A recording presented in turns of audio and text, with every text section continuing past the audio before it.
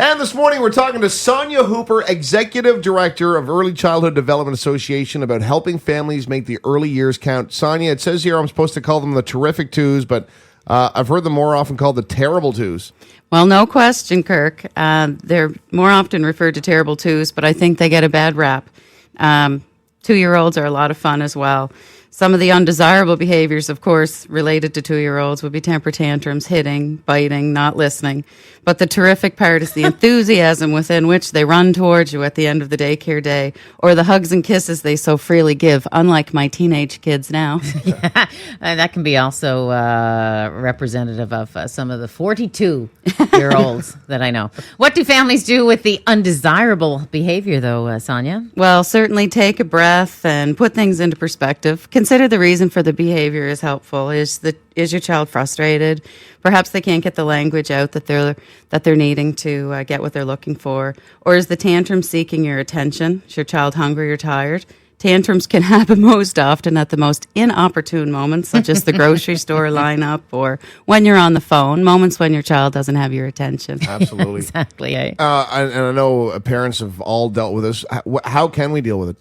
Well, certainly identifying that reason for the tantrum can help you put things in perspective, and certainly don't personalize that tantrum, albeit it might be embarrassing if you're out in public, for sure. I think sometimes as parents we think, oh no, people must think I don't know what I'm doing here. But remember, it's a developmental stage and you're not alone. We've all been there.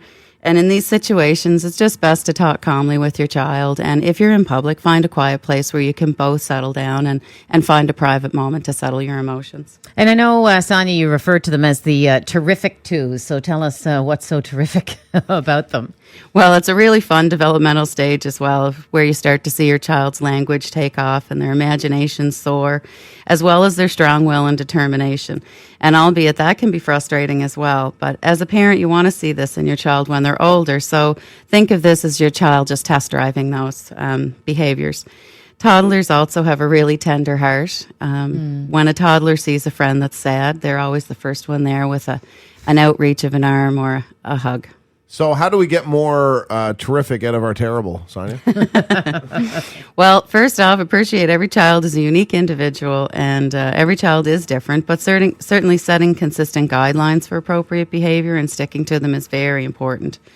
Being able to identify the triggers for undesirable behaviors, like, if your child's hungry or tired, those are common ones. And for instance, if you're in the grocery store and it is a bit of a hungry evening, thinking about ways that can distract or redirect your child are helpful as well, like having a surprise bag with some cool books in it for your child to examine while you're waiting in the grocery store lineup, or keys locked in a plastic jar. Makes a cool noise, and your child will try to figure out how to get those keys out of that jar, hopefully buying you enough time to make it through the grocery store and back to your car. Nice little distraction tips there. Where can parents find more information about this, Sonia? Again, I just remind everyone just to take a breath and regroup and put things into perspective. You're not alone, and you can certainly chat with an early childhood educator or contact us at earlychildhooddevelopment.ca. Thank you. Sonia, join us again next week at the same time. It's all about helping families make the early years count here on Ocean 100.